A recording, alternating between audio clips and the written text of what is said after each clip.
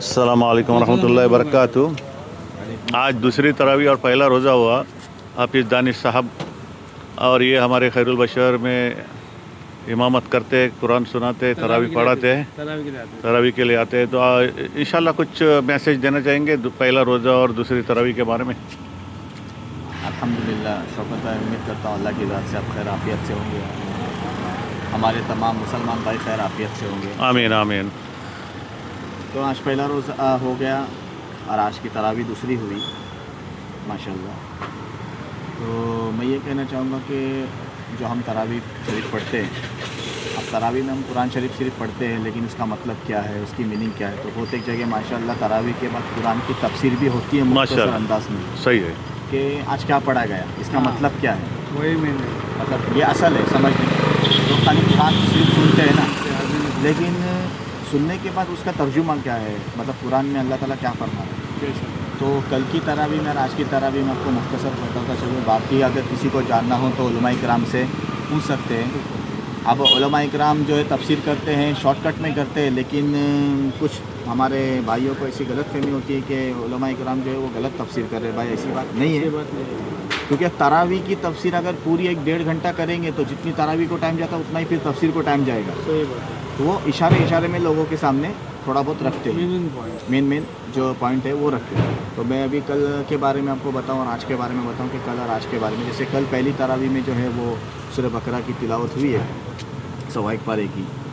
उसमें ईमान वालों को अल्लाह के रास्ते में ख़र्च करने के अतबार से जो है वो कहा है। और फिर जो है वो हज़रत आदम अलैहिस्सलाम को अल्लाह रब्बुल इज़्ज़त ने जो है वो आदम अलैहिस्सलाम के पुतले को जो है वो सजदा करने को कहा है फरिश्तों से। तो इब्लीस ने इनकार किया, सब फरिश्तों ने सजदा किया, तो इब्लीस ने इनकार किया और वो गुरूर में आकर जो है वो एक काफिर बन गया और अल्लाह ने उसके लानत का तो गले में डाल दिया। फिर दोनों से फरमाया, कौन दोनों, हज़रत हव्वा अलैहिस्सलाम, हज़रत आदम अलैहिस्सलाम से ये फरमाया कि तुम दोनों बहिश्त में रहो, जहाँ से चाहो बेरोक टोक खाओ, तुम्हें कोई ममानियत नहीं है, यानी तुम आराम से यहाँ पर रह सकते हो, लेकिन उस दरख्त के पास मत जाना वरना तुम जो है वो गुनाहगार हो जाओगे।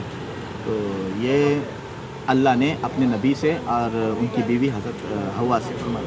तो अब वो क्या हुआ, शैतान ने बहकाया दोनों को, तो बहक गए। तो फिर अल्लाह ने उनको ज़मीन पे उतारा, तब उनको अपनी गलती का एहसास हुआ कि हमसे गलती हुई, तो अल्लाह ने उनको माफ़ भी कर दिया।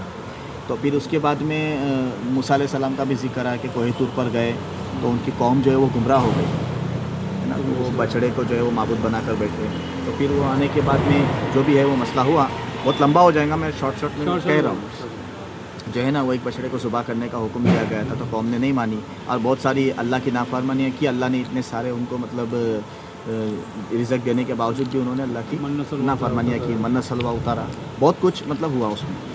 अब ये हो गया जो है वो पहला कल का जो है वो तरावी का मामला था। आज के बारे में अगर देखा जाए तो हज का भी अयाम सामने आ गए, रोज़े के भी अयाम सामने आ गए, और रोज़े के बारे में कहा गया कि मोमिना तुम पर रोज़े फ़र्ज़ किए गए जैसे तुमसे पहले लोगों।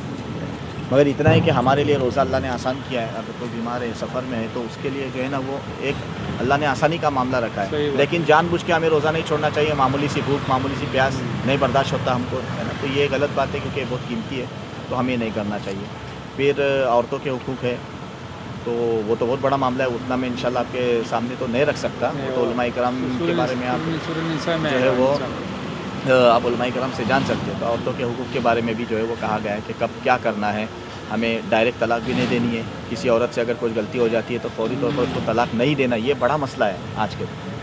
ये सारे मामले। फिर कर्ज़ का भी मसला आया है कि कर्ज़ा लेते वक्त किसी को गवाह बना दो, कर्ज़ा लेते वक्त किसी को गवाह बना दो, ताकि जो है लेने वाला देने वाला जो है, कभी आमतौर पर ऐसा होता है ना कि मैंने कब दिया था, मैंने कब लिया था, है ना। तो ये मसला हो जाता है। तो इसी तरह भी जो है फिर उसमें जो है वो दुआ भी अल्लाह ने जो है अपने बंदों को सिखाई, रब्बना ला तुआखिज़ना इन नसीना, यानी सूरह बकरा के आखिर में जो है वो दुआ का जिक्र किया गया है। सूरह अल इमरान में भी जो है वो अल्लाह की ज़ात के सिवा कोई इबादत के लायक नहीं, ये बताया गया है।